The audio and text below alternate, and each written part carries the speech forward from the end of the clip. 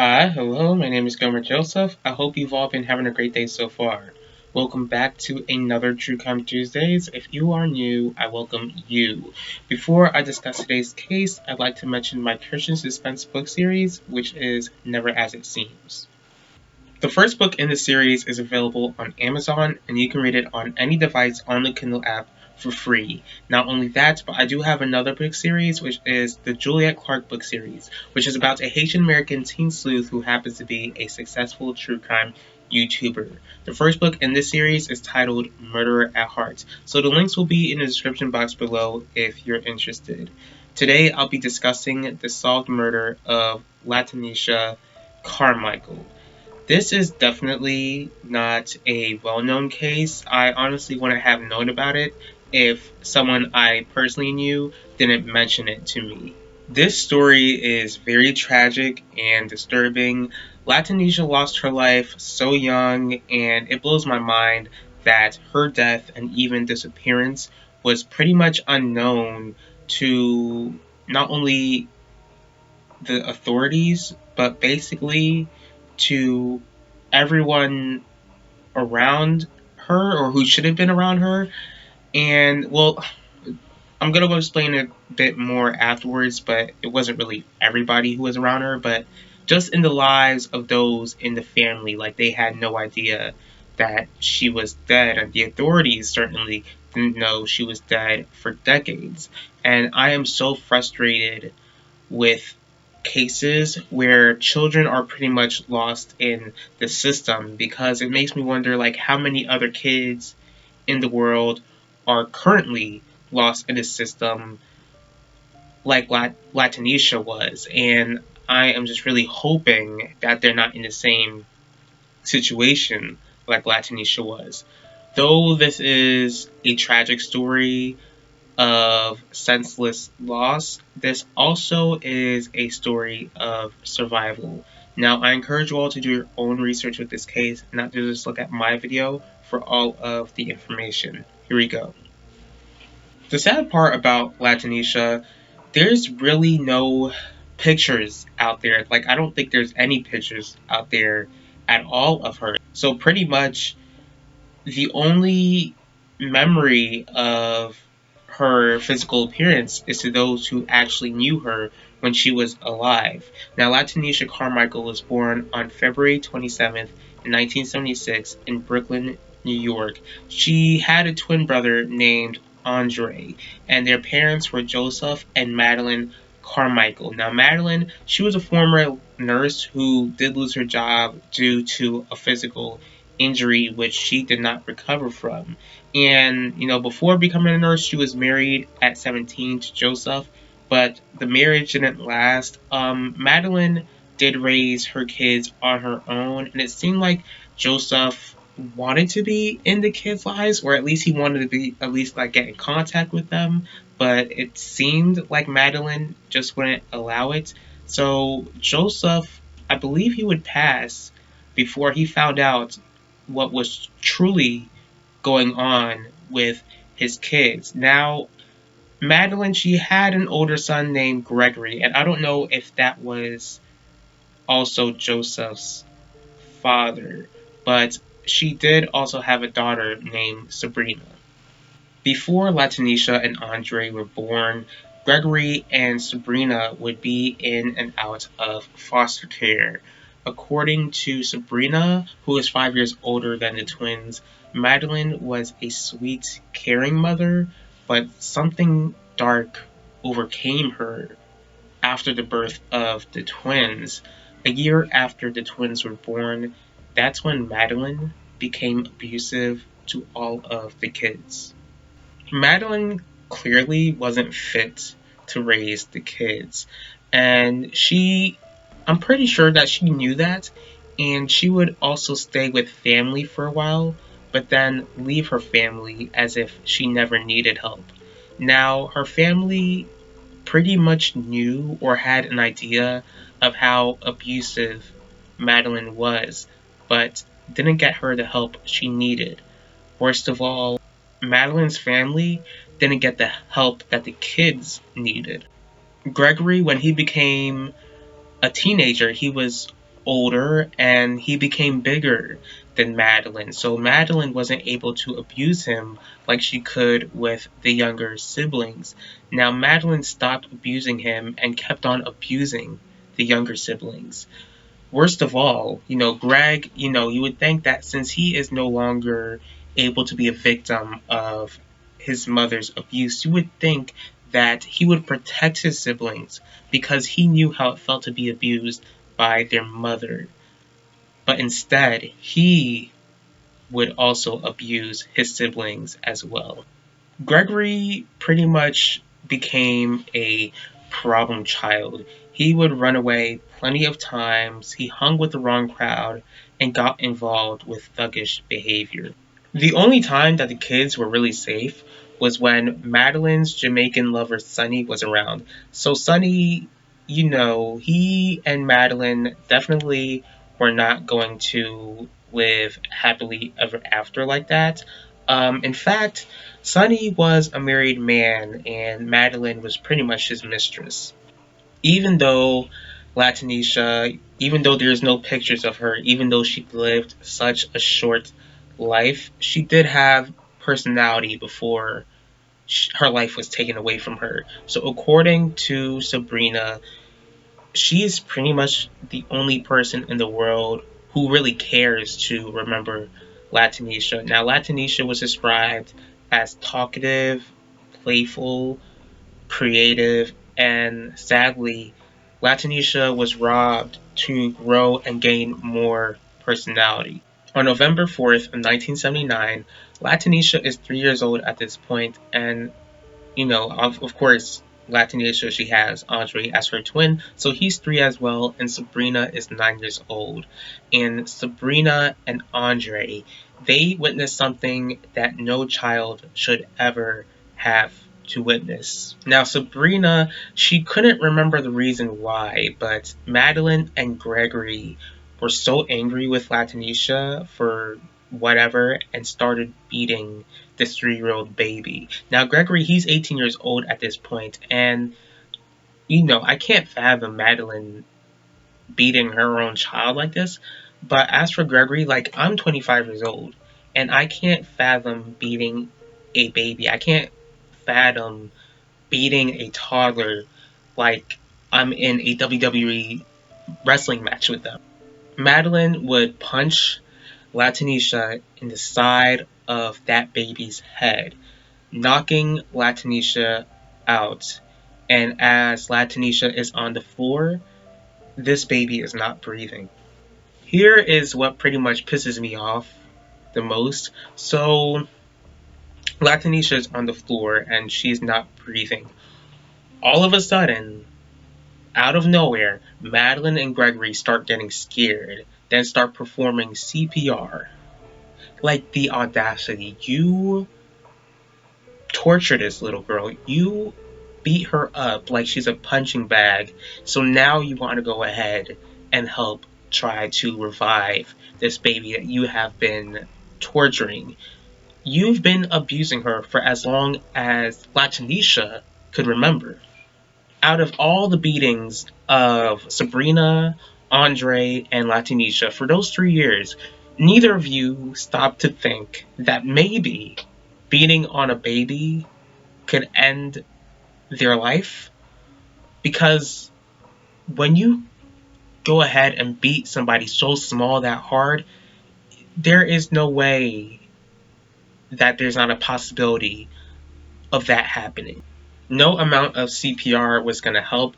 Latanisha was gone, and instead of doing the right thing, like calling 911 to possibly get an ambulance to revive Latanisha, Sabrina and Andre watch in horror as they see their mother and brother wrap their 3-year-old sister in a bag with newspaper and placed into a box. Now, here's the thing. Madeline and Gregory wouldn't dispose of this box with Latanisha inside. Instead, they kept it in a closet. So inside of the box, there are mothballs placed inside so that it wouldn't smell, because obviously when there is a body that is no longer alive, it has a terrible stench, but they put the mothballs in, and that was able to pretty much prevent anybody from smelling anything awful inside of that building. As time went on, Latanisha's twin brother would pretty much forget about this event, which I guess in this case, like, sadly, I mean, I feel bad that Sabrina pretty much remembered this, but, later down the line, like, it's a blessing that she did.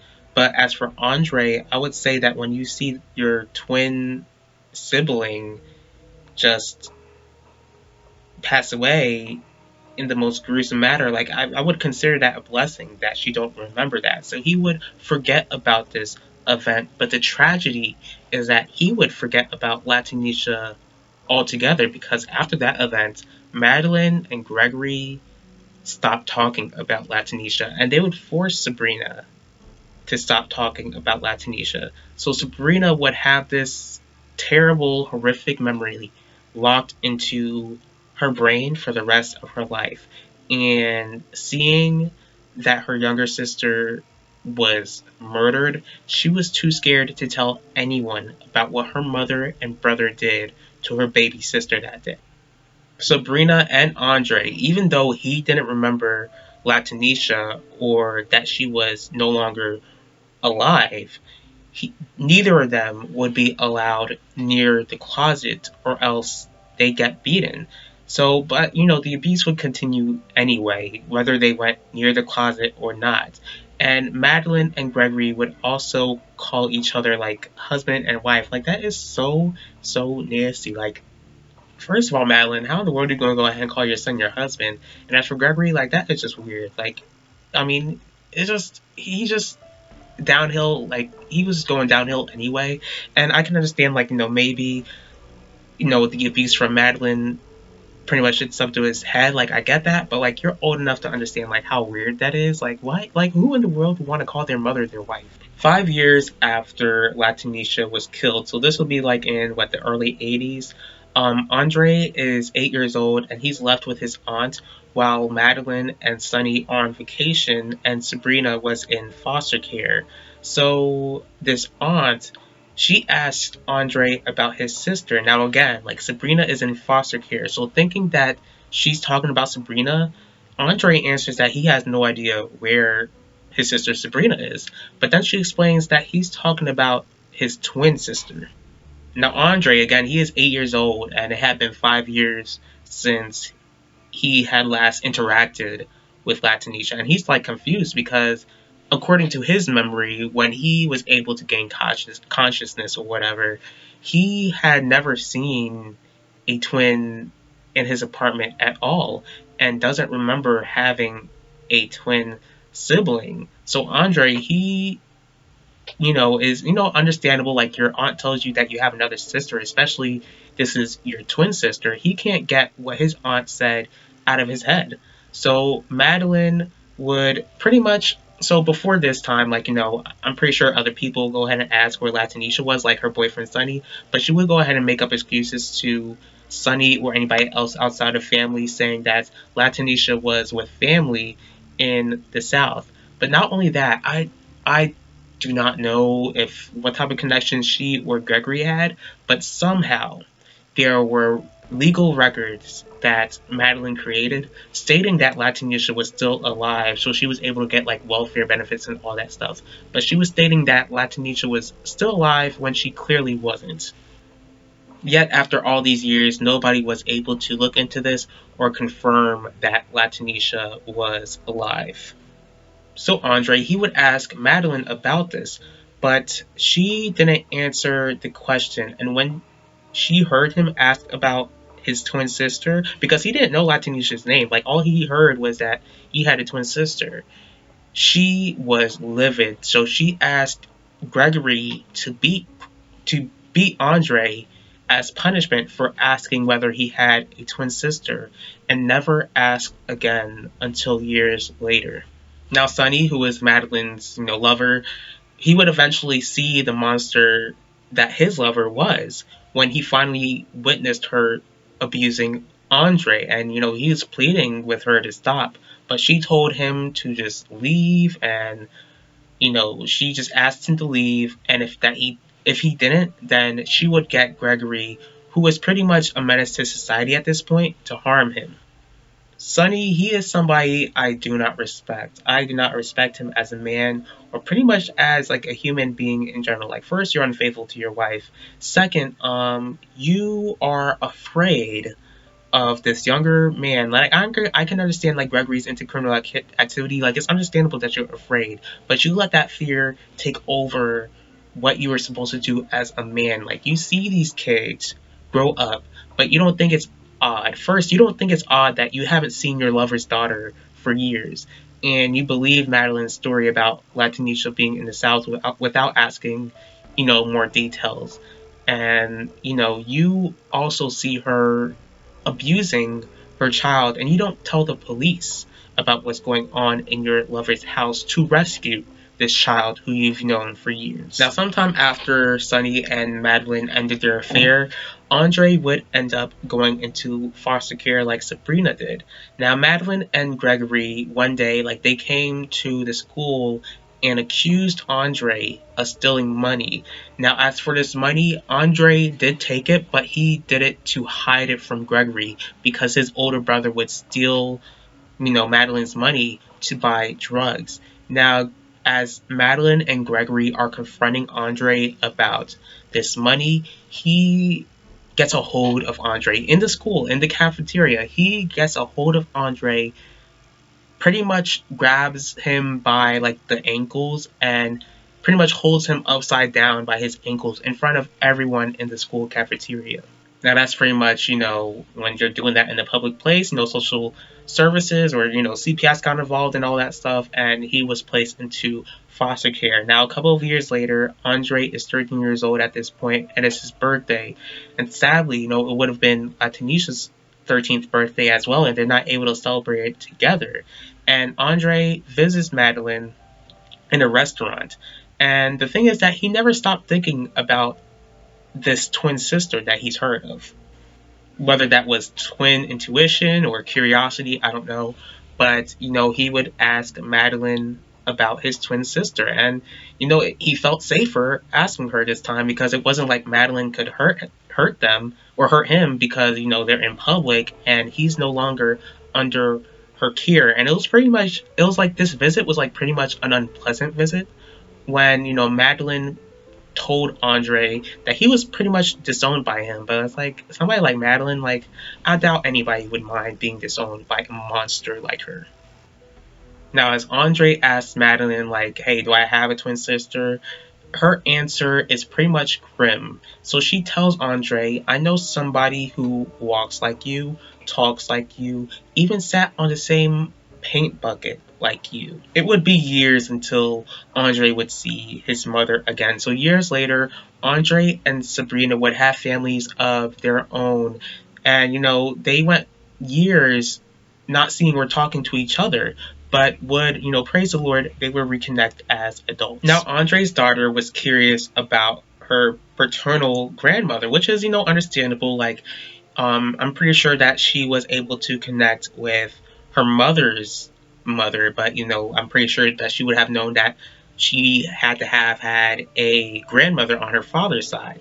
So, despite the abuse from Madeline, Andre did agree to let his daughter meet his mother, who he hadn't seen since his 13th birthday. Like the visit at the restaurant, this also was not a pleasant visit at Madeline's apartment because the apartment was pretty disgusting. Like, there was stuff all over the place. Like, Madeline was pretty much a hoarder. And when Andre and his daughter were visiting, I guess she had good intuition. I guess the Lord must have blessed her with good intuition because when she stepped into that apartment, from what I read, it seemed like she regretted asking about Madeline in the first place. She regretted wanting to meet Madeline because Andre was explaining how during this visit that his daughter was pretty much shaking and that she held onto him and refused to let go. As for Madeline, who never even acknowledged her granddaughter's presence, told Andre in front of the daughter, because again, the daughter wasn't going anywhere. Like, she even refused to use the bathroom by herself. Like, she was not letting go of her father at all. She tells Andre in front of that child never to bring his daughter again. Now, here's my guess, because we already know what type of monster Madeline is, and Gregory. We know what type of monsters they were, and we know what happened to Latanisha because of what they've done.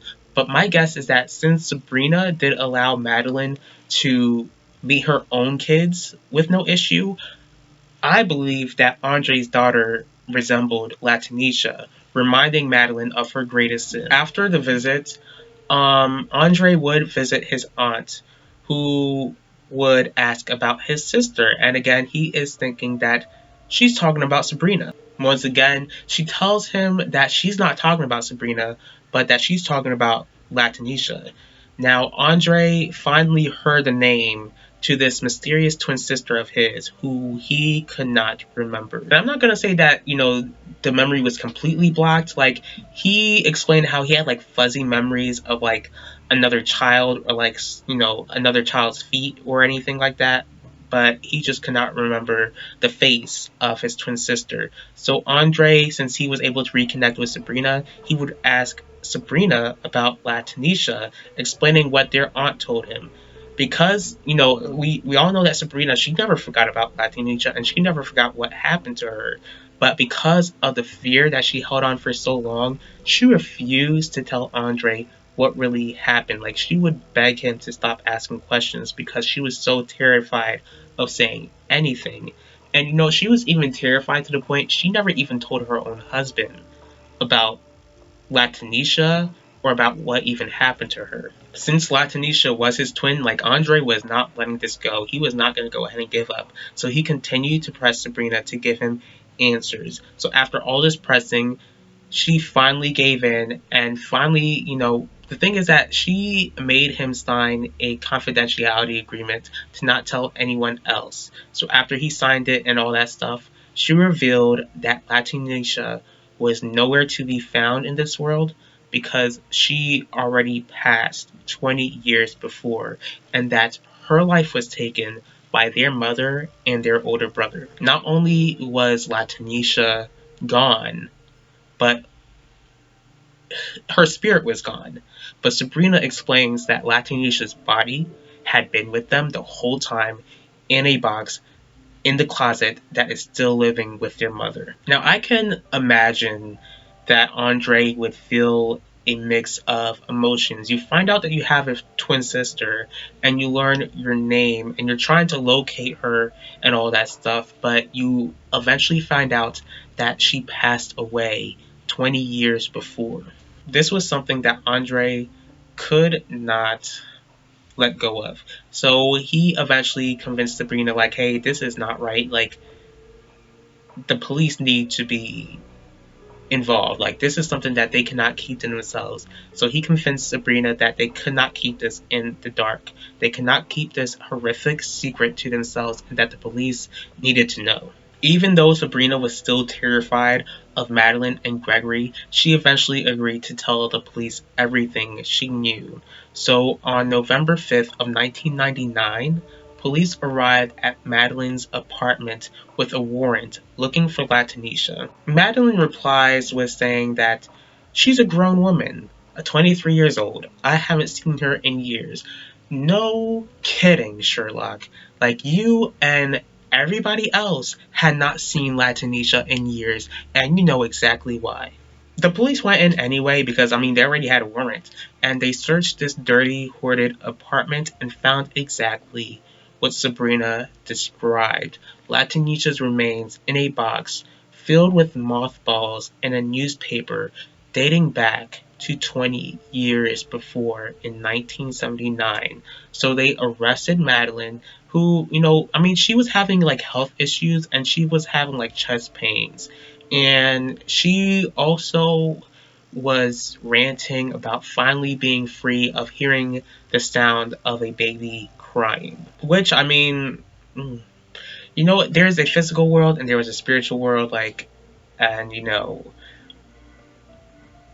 I'm not gonna go ahead and delve too deep into that, but I would say that it is good to know that Madeline was pretty much having that type of guilt, or that she's been plagued with the memory of killing her child. So after Madeline was arrested, she was charged alongside with Gregory for killing Latanisha.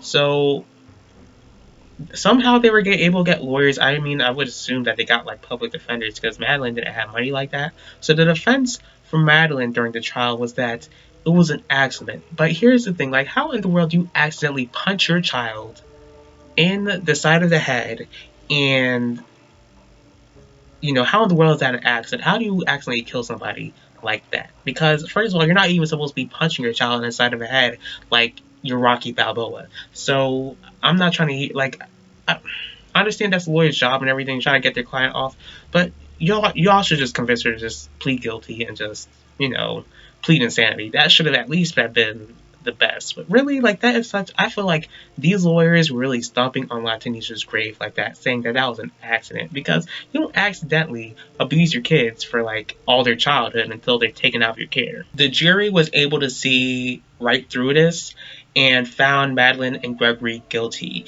Now, Madeline, she did serve, or she was sentenced a 15-year sentence, but due to bone marrow cancer, she would die a couple of years after she was sentenced to prison. As for Gregory, he was sentenced to like 7 years. Like, he was already in prison before for like robbing a bank. So, I mean, honestly, like, I don't know why he was even sentenced to like 7 years. Like, he should have gotten a life sentence, because he was 18 years old when Latanisha was killed by him and his mother. Like, you knew right from wrong, because you are 18 years old and you are abusing your sister to the point where she died. Like, how in the world did you not get a life sentence? But I understand that you are already in prison and everything like that, but it's like, but you would think that he would even get like a bigger sentence, because he's already been into trouble with the law before, and you should be able to see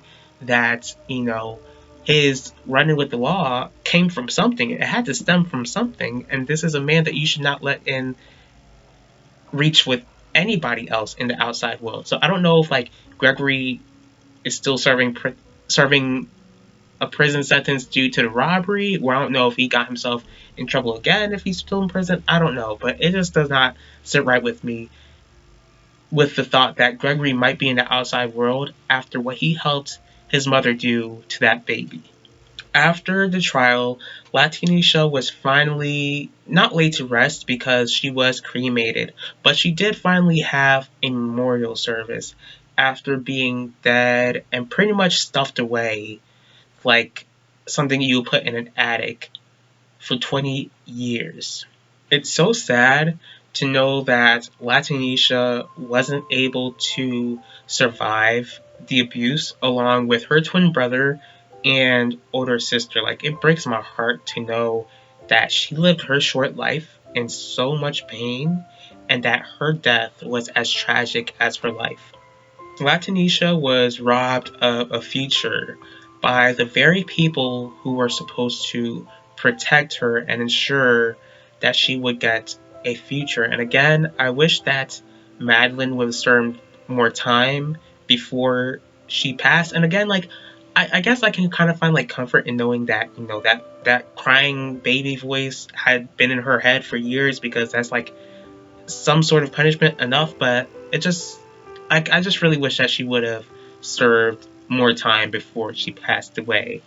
But here's the thing, like, if she didn't repent of her sins and trust in Jesus to save her, because there's no amount of talking to a Catholic I'm not Catholic, but there's like no amount of talking to a Catholic priest, or no amount of trying to do good deeds, but she needed to have a point in her life where she repented of her sins and trusted in Jesus to save her.